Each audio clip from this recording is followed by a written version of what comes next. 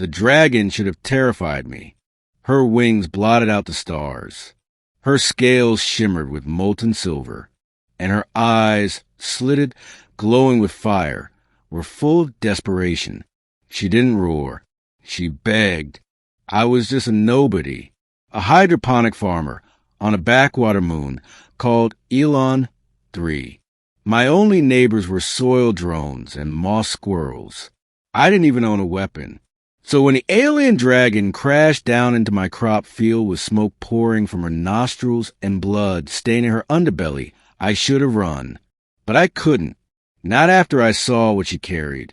A baby, no bigger than a sheep, curled in her front claws, trembling, crying out with these high-pitched sounds that echoed straight into my chest. "Help her," the dragon rasped. She didn't speak aloud. Her voice echoed in my head like a thunderstorm rolling across my thoughts. Is she sick?" I asked, inching forward, hand shaking. The dragon collapsed with a heavy groan. Her breathing was ragged. Smoke leaked from her wounds. "Hungry. She will die. I cannot hunt. No time." I looked down at the hatchling. Its scales were dull, its ribs too visible beneath its hide. Its tiny wings twitched weakly. I never raised anything more complicated than protein-rich grain, but I had a soft spot for baby animals. And something in the way this hatchling looked at me, with those wide, shimmering eyes, struck a chord. I touched its snout. It was burning with fever. "Okay," I whispered. "I'll try." I didn't know what alien dragons ate, but I knew how to make emergency nutrient slurry for livestock. I ran to the shed, grabbed a thermal basin, and mixed the warmest, richest feed I had, infused with glucose, minerals, and heat stimulants. The mother dragon growled weakly, watching me closely as I returned and offered the concoction to the hatchling. At first, the baby refused, snarling, wheezing, but when I dipped my fingers in and brushed the liquid onto its tongue, it stopped. It started drinking, slowly at first, then ravenously. The mother sighed, a sound like wind moving across glass. Her eyes closed. She passed out a moment later. I spent the night caring for both of them. I used the solar heater pads to keep the baby warm, and a harvested moss salve to slow the bleeding from the mother's wounds. I didn't sleep. Couldn't. Every so often, the hatchling cried, and I'd feed it, cradle its head, whisper softly. By morning, the baby was strong enough to stand. The mother still hadn't woken. I sent a distress beacon to the planetary outpost. Not about the dragon. No way. They'd send weapons, not help. I just said there was a large injured animal, unknown species. Needed aid. No one responded. 3 days passed. The hatchling never left my side. It followed me through the crops, tried to imitate the birds, and napped with its head in my lap. When the mother finally stirred, her first instinct was to lift her head and scan for the child. "She's here," I said softly. "She's okay." The dragon's eyes locked onto mine. "You fed her." "I did my best." "You saved her." A long silence.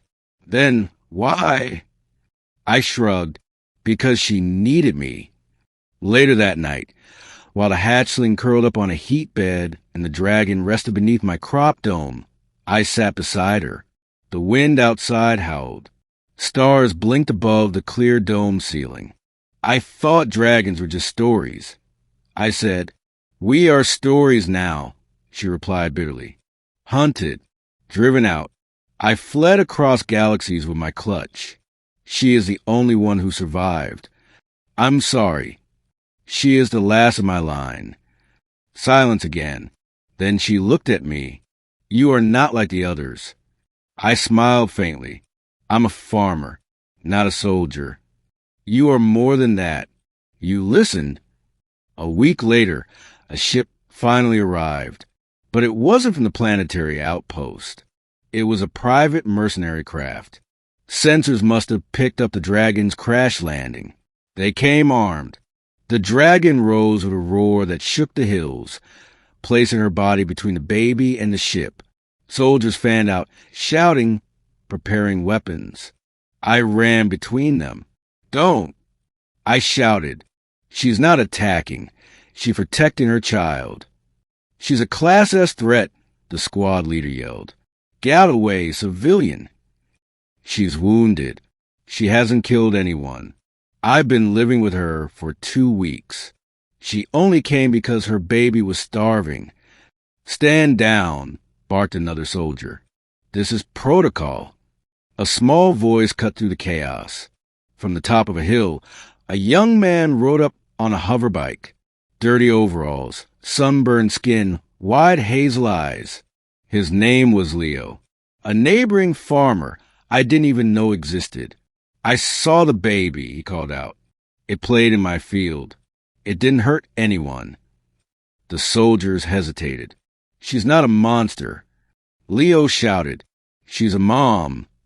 Another farmer stepped forward from a distant slope. Then another. All had seen the hatchling roaming during the day, laughing as it chased dust bees and soaked up sunlight. She's one of us now, Leo said firmly. You shoot her, you'll have to go through me.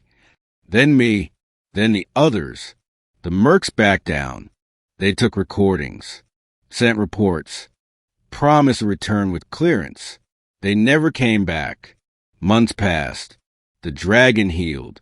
Her baby grew. I built a larger shelter on my farmland. Half greenhouse, half nesting cave. The hatchling played among my crop rows, now strong enough to lift into the air for short glides. And one day, the mother dragon approached me as I harvested night wheat. She lowered her massive head. You gave my daughter a future. I just fed her. I chuckled. No, you chose kindness, when others would have run. She touched her forehead to mine. Her scales were warm. Her mind thrummed gently in my head. We are bound, human. You are part of our flight now. I never thought I'd raise a baby dragon, but now she calls me her second parent.